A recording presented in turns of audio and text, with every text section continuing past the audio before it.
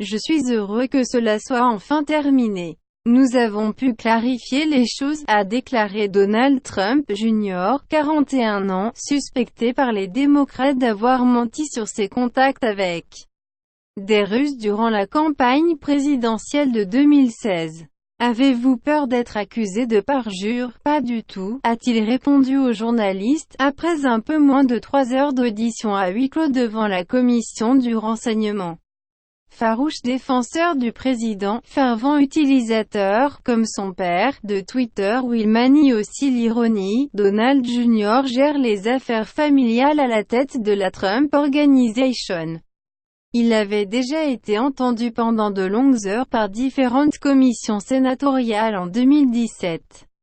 Le président républicain Donald Trump s'était donc dit très surpris en mai par la nouvelle convocation de son fils aîné par cette commission, pourtant contrôlée par les républicains.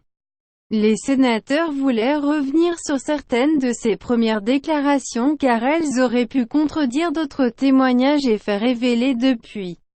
Il devait notamment le questionner sur une réunion avec une avocate russe à la Trump Tower de New York organisée en juin 2016, en pleine campagne pour la présidentielle américaine.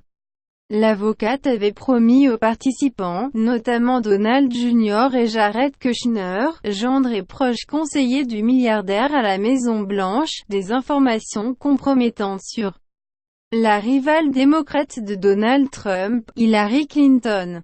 Les sénateurs voulaient aussi l'interroger sur un projet de construction d'une Trump Tower à Moscou, selon la presse, pour notamment comparer ses affirmations à celles de Michael Cohen. Ancien avocat personnel du président américain, ce dernier a été condamné à 3 ans de prison pour fraude, infraction aux lois électorales et parjure dans le cadre de l'affaire russe. Il n'y avait rien à changer, à son témoignage, a affirmé Donald Trump Jr. à sa sortie, s'il y avait besoin de clarifier, car Michael Cohen, ne l'oublions pas, est en prison en ce moment parce qu'il a menti à SMM, commission parlementaire, j'en suis heureux, a-t-il poursuivi. Rare exemple de collaboration entre les deux partis, les sénateurs démocrates et républicains de la commission du renseignement enquêtent en toute discrétion depuis 2 ans sur l'ingérence russe dans la présidentielle américaine de 2016. Après sa propre longue enquête sur l'ingérence de Moscou, le procureur spécial Robert Mueller a conclu dans son rapport publié en avril qu'il n'y avait pas eu d'entente entre l'équipe de campagne de Donald Trump et la Russie. Mais il n'a pas blanchi le président américain de soupçons d'entrave à la justice. Le président républicain s'estime lui lavé de tout soupçon, pas de collusion, pas d'entrave à la justice, martèle-t-il, dénonçant une campagne de harcèlement menée par l'opposition démocrate. En 22 mois d'enquête, Robert Mueller a procédé à une grosse trentaine d'inculpations de personnes ou d'entités, russes et américaines, dont 6 anciens collaborateurs du président républicain. Outre Michael Cohen, il a ainsi également inculpé Paul Manafort qui a brièvement dirigé l'équipe de campagne Trump, pour des fraudes fiscales et bancaires notamment. Il était présent à la désormais célèbre réunion de la Trump Tower à New York.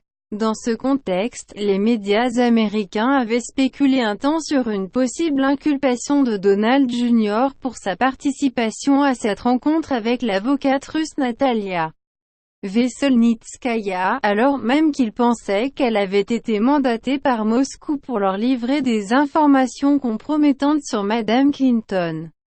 S'il s'agit bien de cela, j'adore cette idée, avait répondu Donald Jr. à un courriel lui proposant cette réunion. Citant cette déclaration, le président démocrate de la commission du renseignement de la Chambre des représentants, Adam Schiff, a promis mercredi de continuer à enquêter sur les pistes laissées par le rapport Mueller. La plupart des Américains considèrent que solliciter de l'aide étrangère en pleine campagne présidentielle, ainsi que l'offre d'une aide étrangère et l'empressement de l'équipe de campagne d'accepter cette offre, constituent des preuves irréfutables de collusion.